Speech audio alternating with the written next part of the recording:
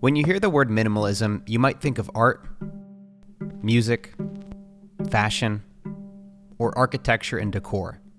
But in this video, I want to talk about minimalism as a lifestyle, how letting go of stuff changed my life, and how it might help yours. But don't worry, it doesn't really look like this.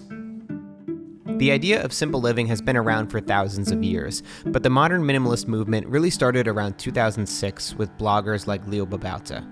Leo, along with others, wrote about the benefits of decluttering and promoted the idea that we could find contentment if we focused on less. And so I said, there really needs to be someone writing about this more. And so I created my blog, Minimalists, which is the word minimalist out of a couple of the vowels. But I'm like, I want to promote the conversation around minimalism. Leo wrote in an early blog post in January 2007, an ongoing quest for me, and one that I'm renewing this year, is to eliminate all that is unnecessary from my life. According to minimalists, by removing things from our lives that don't add value or bring joy, we can experience a lot of benefits, like better financial security, reduce stress, it can help to clarify our passions, and allow for more quality time with family and friends. But only you can decide what's worth keeping. Can we try this out? Don't touch that. It's in part a reaction to the rise of a thing called conspicuous consumption, an idea first noticed by the early 19th century economist Thorstein Veblen. He observed how the affluent spent money on things to publicly display their wealth, using it as a way to boast their social power and prestige. And how times have changed. As packed malls made way for one-click shopping, goods became cheaper to make, advertisers spent billions to sell them, and our ability to boast our prestige moved to social media, there was a clusterfuck of a tornado that was pushing all of us in one direction, to buy more stuff. Then these bloggers come along and talk about their experiments with simple living, and all of a sudden, minimalism was making a comeback. Two of those early bloggers were Josh and Ryan from the Minimalists, and they noticed from the very beginning that minimalism had a PR problem. People naturally think it's about going to the extreme, getting rid of everything you own down to a loincloth. But Josh and Ryan prove that that's simply not true. That's why I'm here at their studio in Los Angeles to show you guys what it really looks like to be a minimalist. The director of minimalism. What the fuck? Sorry about that. The AC is broken. Yeah. We talked about what the movement looked like early on. When I first stumbled across minimalism, it was a few different people, many of whom were single world travelers. And while I admired that, it wasn't how I wanted to set my life up. I like owning a kitchen table. I like having a coffee table. I like having a desk to write on. And their lifestyle wasn't necessarily the lifestyle I wanted to mimic. But as we first started looking into different minimalists, I found not just people like Colin Wright, who owned 52 things and traveled the world, but people like Leo or Courtney Carver or Joshua Becker. All these people that Josh discovered lived very different lives. Some of them had kids, some didn't. Some had full-time careers, others worked for themselves. Some lived in tiny houses, and others lived in average-sized homes. Since everyone's interests, values, and lives are different, we all own different things. And on top of that, our lives are constantly changing, so what we own today might not be what we own tomorrow. But if we don't make decisions about what to keep, by default we will hold on to everything. And we'll be left with sheds, storage lockers, attics, and basements packed with stuff. The key, though, is to not take it too far. If you get rid of things that you truly enjoy, then you're doing it wrong.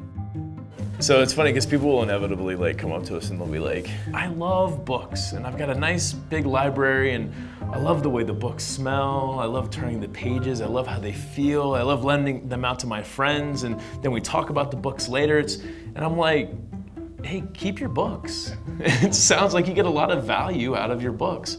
If you look at minimalism or any of these experiments as deprivation, that's suffering, and who wants to make themselves suffer, right? So minimalism should not ever be about depriving yourself of good things, of things that you love. It starts with the material things, but it doesn't end there. The biggest question for you to ask yourself right now, how much time are you spending on stuff you don't really care about? Have you taken the time to get clear on your values?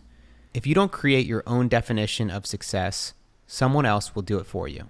I never really stopped to think about what it was that I wanted out of my life. I didn't even realize it until it was too late that I was really living my life for other people. It was look at me, look at this awesome job that I have. Look at this home that I have. I got 3 bedrooms. There's only one. I got 2 living rooms. There's only one of me. Aren't you impressed by me? Yeah, exactly. It was about impressing the wrong people, honestly. And this is where I personally found the biggest benefit in embracing minimalism. Sure, it's nice to have a clutter-free home, but I was able to completely change my focus and redefine my idea of success. I graduated shortly after the global financial crisis in 2010. I moved back home to live in my parents' basement with $97,000 in student loans. And I looked at my life and I felt like a failure because I didn't have all the things I thought I was supposed to have. The luxury car, the house, the tech gadgets that everybody seemed to have. And it took finding these blogs. I started reading Leo, Josh Ryan, and a bunch of other minimalists, and I started to think differently about my values. And I flipped my idea of success completely on its head. To me, it was no longer about acquiring the things or achieving a certain status in society. For me, it was about finding work that I was really passionate about. It was about being able to make a full-time living as a filmmaker, spending more time with family and friends and experiences, focusing on my health. It took a while until I was able to truly be content, to be happy, but it started in that moment. Now, this is not a magic bullet. Minimalism isn't going to fix all your problems, but I can say with absolute certainty that I wouldn't be where I am today without minimalism and without asking these really deep questions about what I want out of life.